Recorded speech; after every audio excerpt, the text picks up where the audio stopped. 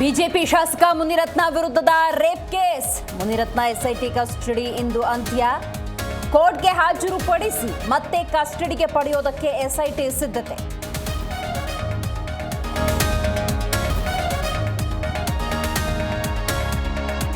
ಇಂದೇ ನಿರ್ಧಾರವಾಗುತ್ತಾ ದರ್ಶನ್ ಬೇಲ್ ಭವಿಷ್ಯ.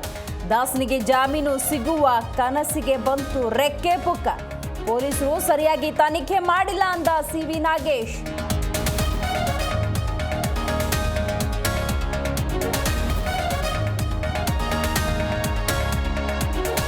ಜಿಟಿ ದೇವೇಗೌಡರಿಗೂ ಕಾದಿದ್ಯಾ ಮೂಡಾ ಸೈಟ್ ಸಂಕಷ್ಟ.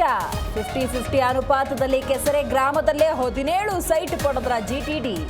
ಸಂಕಷ್ಟದಿಂದ ಪಾರಾಗಲು ಸಿಎಂ ಪರ ಬ್ಯಾಟಿಂಗ್ ಮಾಡಿದ್ರ.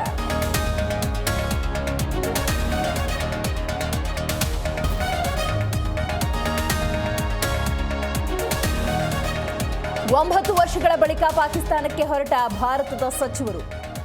ಎಸ್ ಜೈಶಂಕರ್ ಪಾಕ್ ಭೇಟಿಯ ಹಿಂದಿನ ರಹಸ್ಯವೇನು? ಭಾರೀ ಕುತೂಹಲ ಮೂಡಿಸಿದೆ ವಿದೇಶಾಂಗ ಸಚಿವರ ಪಾಕ್ ಭೇಟಿ.